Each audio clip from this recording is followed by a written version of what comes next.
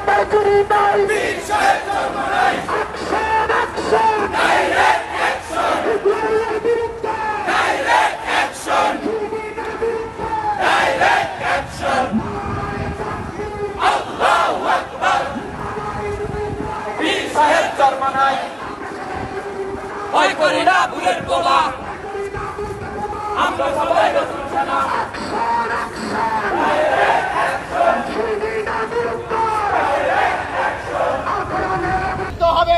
আন্দোলনের লেলিহান শিখায় শেখ হাসিনাকে জ্বালিয়ে পুড়িয়ে তছনছ করে দেওয়া হবে, জ্বালিয়ে পুড়িয়ে ছারখার করে দেওয়া হবে। বন্ধুগণ, এদেশের মানুষ গত 15 বছর ভোট দিতে পারে নাই।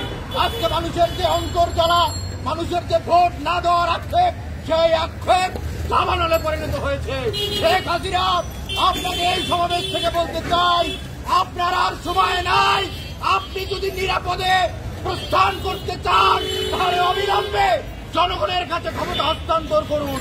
জনগণের কাছে যদি ক্ষমতা হস্তান্তর না করেন তাহলে জনগণ যখন রাজপথে সোচ্চার হয়েছে আপনার এমন পরিণত হবে আপনি কল্পনাও করতে পারবেন না আপনার কেমন পরিণত হবে।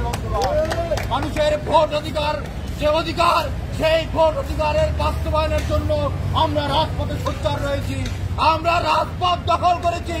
আমাদের দাবি মানুষের গণতান্ত্রিক অধিকার প্রতিষ্ঠা, দেশে গণতন্ত্র প্রতিষ্ঠা, মানুষের ভোট অধিকার প্রতিষ্ঠা। এই দাবি আদায় না হওয়া পর্যন্ত রাজপথ ছেড়ে আমরা কোথাও যাচ্ছি না। বন্ধুগণ, আমাদের লক্ষ্য একটাই, শেখ হাসিনাকে হটিয়ে শেখ হাসিনার গলায় গামছা টেনে তাকে ক্ষমতা থেকে নামিয়ে বাংলাদেশে একটি গণতান্ত্রিক শাসন ব্যবস্থা প্রতিষ্ঠা করা, সেই লক্ষ্য আমরা বাস্তবায়ন করবো ইনশাল্লাহ। বন্ধুগণ, সংগ্রামী বন্ধুগণ, নেতৃবৃন্দ বক্তব্য রাখবেন, আগামী দিনের দিক নির্দেশনা দিবেন। আমি শুধু একথাই বলতে চাই, আপনারা প্রস্তুত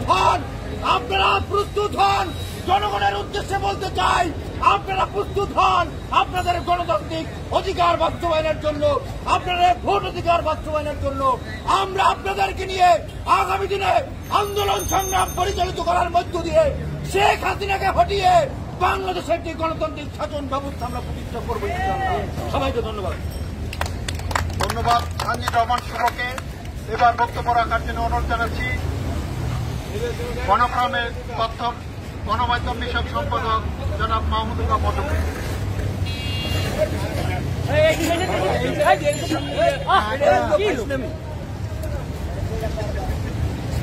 সরকারি কাম করতে করতে সরকার হয়ে গেছে। বিসমিল্লাহির রহমানির রহিম।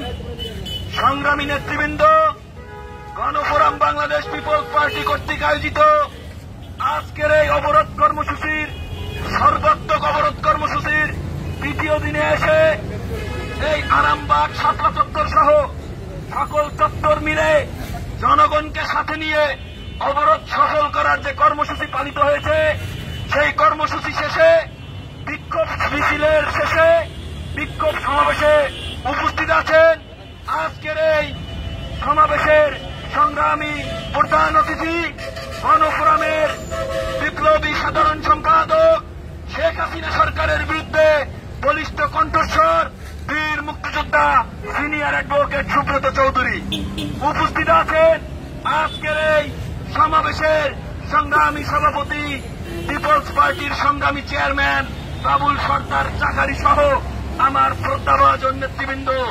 আপনারা সবাই জানেন, এই দীর্ঘ 15 বছরে এই শেখ হাসিনা সরকার এ দেশে কিভাবে নৈরাজ্য সৃষ্টি করেছে, হামলা করেছে জনগণের উপর, জনগণের জানমালের নিরাপত্তা দিতে ব্যর্থ হয়েছে। সংগ্রামী নেতৃবৃন্দ, আপনারা দেখেছেন এই শেখ হাসিনা দুর্নীতিবাদ সরকারের বিরুদ্ধে এদেশের জনগণকে নিয়ে একত্রিত হয়ে গণতন্ত্র মনা ৩৬টি দল সহ যখন রাজপথে একটি যুগপৎ আন্দোলন গড়ে তোলা হয়েছে, সেই আন্দোলনকে ব্যর্থ করার লক্ষ্যে, জনগণের আন্দোলনকে ব্যর্থ করার লক্ষ্যে আইন শৃঙ্খলা বাহিনীকে ভুল পথে পরিচালিত করে এই দুর্নীতিবাদ সরকার, এই স্বৈরাচার সরকার, এই শেখ হাসিনা সরকার জনগণের বিরুদ্ধে ষড়যন্ত্র করেছে। কিন্তু আমরা দেখতে পেয়েছি এই দুর্নীতিবাদের ষড়যন্ত্রের কাছে জনগণ ধরা দেয়নি।